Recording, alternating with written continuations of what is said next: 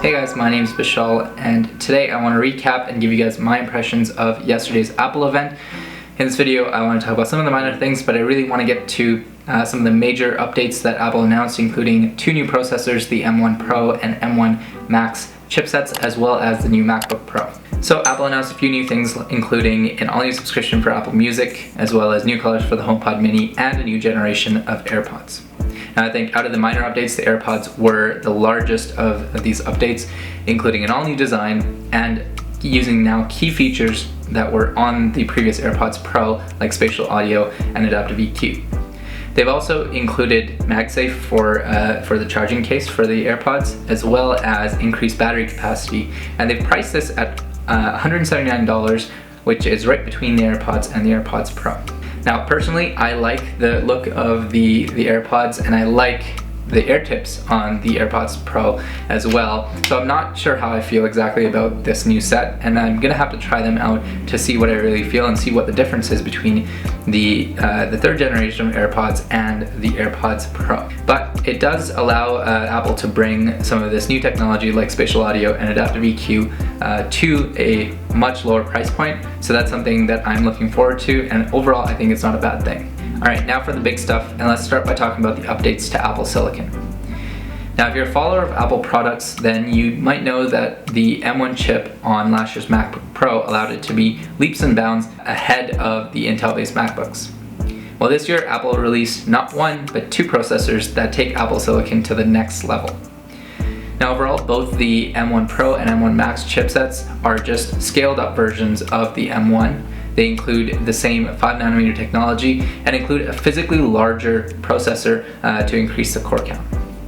The M1 Pro and M1 Max chips increase the CPU and GPU core count, as well as allow for much more unified memory. This leads to greatly improved performance that Apple wasn't shy to share. Apple's graphs also got an improvement this year, now showing exactly which PCs they were comparing to. Now, although these graphs don't tell the entire story, I don't doubt that these chipsets will be incredibly powerful, and they're expected to be, because the computers that you'll be able to buy them in are going to be incredibly expensive, upwards of $3,000. Now, does that mean that you'll be able to play AAA games on these things? Well, I wouldn't get your hopes up, because Apple is usually more focused on productivity and creativity tasks, like photo and video editing, rather than gaming. But that is something that we'll be testing out on this channel, so definitely stay tuned. We are going to be looking to go out and get the M1 Max and M1 Pro MacBook Pros and compare that to last year's M1 MacBook Pro. Next up, we have the all new MacBook Pros. Now before I get into it, I just want to say that I feel like Apple just reversed a lot of the decisions that they've made regarding the MacBook Pros over the last couple of years and just called it a feature in this one. I'm not mad, I'm just pointing it out. Now, like the rumors suggested, we got a 14-inch and 16-inch version of the MacBook Pro, and these came with a new look. Not one I'm super fond of, but a new look nonetheless. This includes an all-new keyboard layout that replaces the touch bar from last year's MacBook Pro with full-size traditional function keys. Apple's also changed the aesthetics around the keyboard by having the keys sit in a double anodized black well, which is supposed to make the keys pop more than they currently do. Now honestly, I'm not a huge fan of this, because I actually do like the touch bar on my MacBook Pro, and it is refreshing, and it does change depending on the app that you're using, and it does have the right inputs most of the time. But what do you guys think? Do you guys like this change? Do you guys not like this change? Let me know down in the comment section below. The other thing that you've probably noticed is the notch.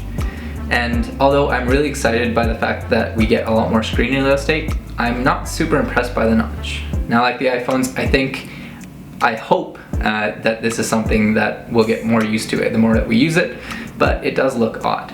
Now, the one good thing in the notch is the new camera, which has been updated to 1080p and includes a wide-angle lens.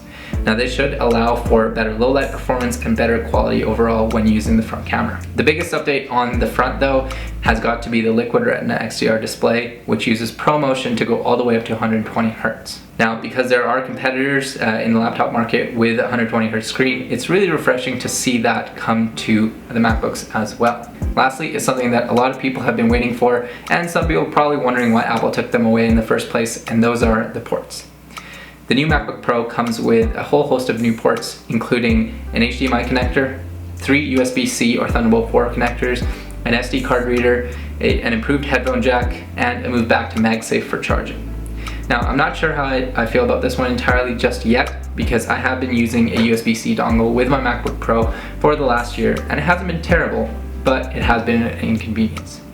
Now, I am really excited to see what the new I/O options mean for the MacBook Pro, and I'm excited to check that out, and I will be checking out the new MacBook Pro, so definitely stay tuned. Alright guys, that's it for today's video. I am curious to know what you guys think of these changes, whether you like them, whether you don't like them, and whether you're getting any of the products that Apple announced today. Let me know down in the comment section below. If you liked today's video, hit that like button and consider subscribing for more content like this. Like I said, I will be getting some of the new tech from Apple and doing some reviews, so definitely stay tuned. Thank you guys for watching, and I will see you guys in the next video.